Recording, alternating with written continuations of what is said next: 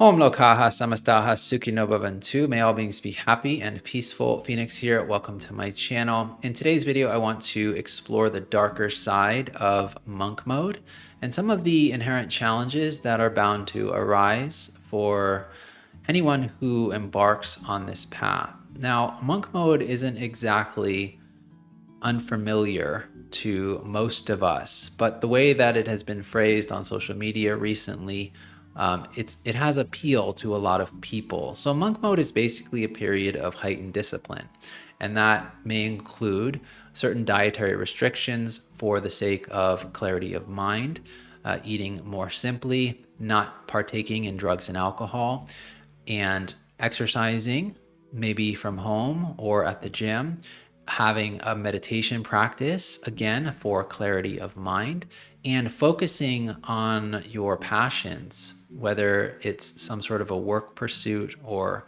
athletic pursuit, whatever it happens to be, giving a lot more time and energy to that and a lot less time and energy to distractions such as Netflix, such as partying on the weekends. And as a matter of fact, you might stay in on the weekends and just work, as I've been doing recently. So this is my most recent stint with monk mode. And what I've noticed is that it is particularly difficult after a couple of months for me to maintain for a few reasons. So it's been a couple of months now, and I am a trader and I am also an educator. So I teach people about cryptocurrency, and that requires a lot of time behind the computer. And it also requires that I often be up early in the morning, usually before 6. If I can manage that, usually between 5 and 5:30 in the morning. And it also requires that I be really present with both my community and with the charts, because things can change very quickly in the crypto sphere.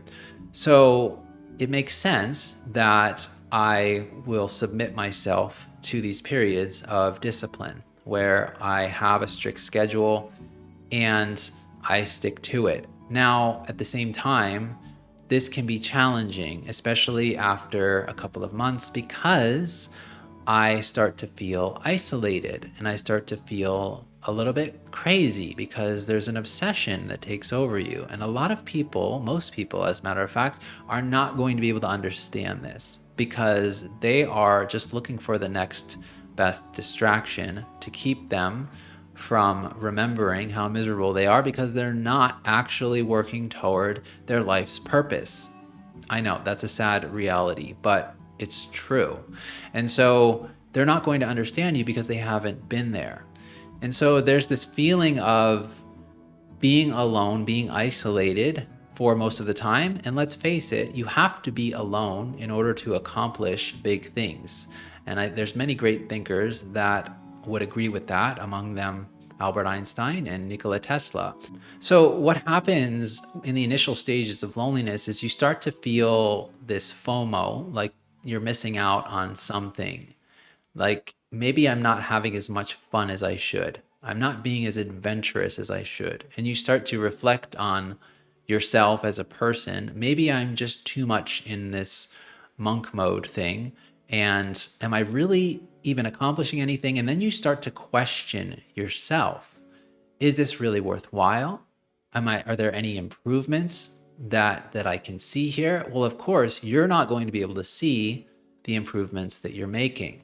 But what happens is that when you go back out into the world, maybe it's just to the grocery store, or maybe you see an old friend, and all of a sudden they notice something different about you that you didn't see in yourself, because every morning you wake up and you look in the mirror and you see the same person.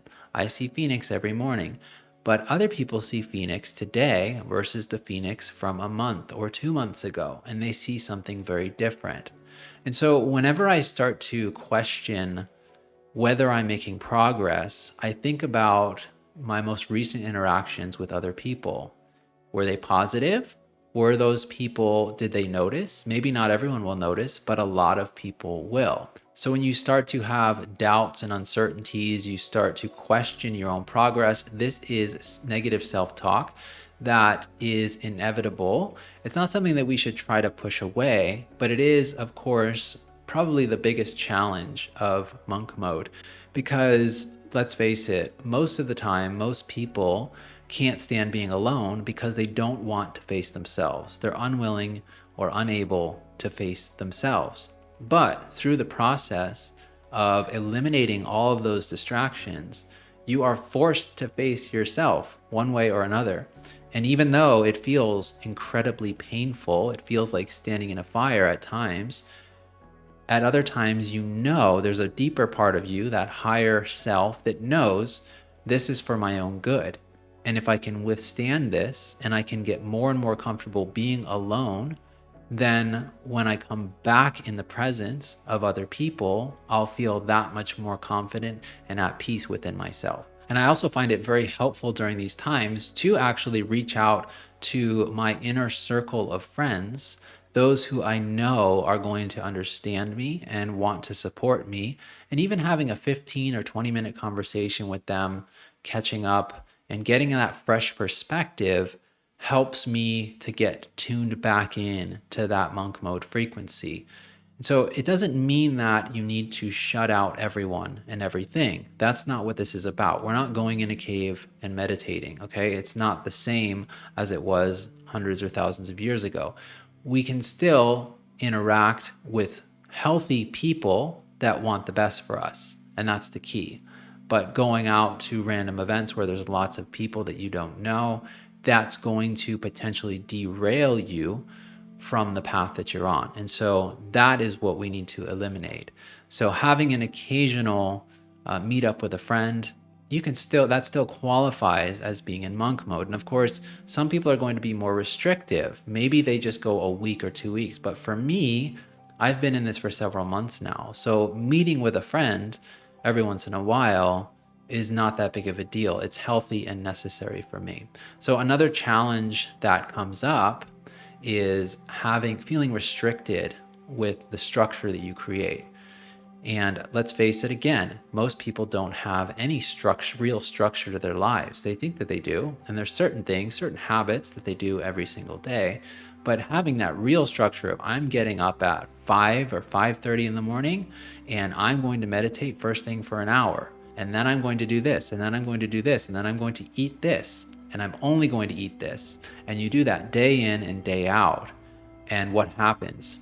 Eventually, sooner than later for most, you start to feel bored. You start to feel like, is this really the best way to be doing this? Maybe I should be doing this differently. And it's your mind rebelling against the structure. It's rebelling against the discipline.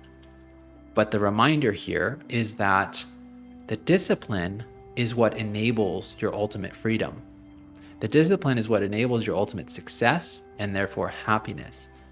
And so monks know this full well, and that's why they'll spend many years, decades, their entire lifetime in a seriously disciplined state. And you see that these are some of the happiest people on the planet. And they don't have anything in particular. They haven't accomplished anything grandiose in the real world, the external world, but they have that discipline, and it's very firmly ingrained. And that discipline gives them the steady mind that keeps them from attacking themselves. And we know that our mind is our own worst enemy. So the reminder here is that structure is necessary and helpful, but at the same time, it's not absolutely necessary that, say, you commit to meditating for an hour a day. If you only get 50 minutes in one day, or you're only able to do a half an hour one day, it doesn't mean that you should beat yourself up and feel like you need to start over from scratch again, okay? So a little bit of leniency with the structure is incredibly helpful. And then eventually what you'll find is that it just falls into place naturally, and there's no need to fight it, and there's no feeling that you're being too restrictive with that. Again, just because other people don't understand what you're doing doesn't mean that it's not positive, that it's not going to lead to fruitful results for you. They're just not in the same place in their life that you are. Some people will get it right away, and some people just won't. So overall, monk mode can be incredibly challenging, but it also can be incredibly rewarding if you have the persistence, if you have the vision, if you have something worthy that you are striving towards. Now, I don't recommend that people go straight into monk mode if they don't have a definitive purpose that they're working towards, okay? Because then what would be the point? There'd be nothing driving you forward. There needs to be a primary motivation. So for me, I want to be on top of my game as a trader. I want to make as much money as possible and not miss trades because I didn't have the right schedule or because I was hazy in my mind because I was eating wrong. Okay, so I'm motivated by money. I'm motivated by supporting my family. I'm motivated by supporting my community. So without that, then there'd be no reason for the discipline. So the discipline comes from the motivation to succeed in some form or another. But even if starting out with just a week or 2 weeks and having a few habits that you add in and having a set work schedule, that's going to make a tremendous difference to where you'll start to feel like you want to do it more and more. It's just like fasting or having a new diet that really feels healing for your body. It just takes practice. And if there's a single piece of advice that I can give, and I'm also giving this advice to myself, it's don't be so hard on yourself, because any effort that you make in a positive direction is a good thing in this world. And so I hope that you enjoyed this video. I'll definitely be doing more. This is part of a series of videos about monk mode because I do feel it is so incredibly important. And I hope you have a beautiful rest of your day.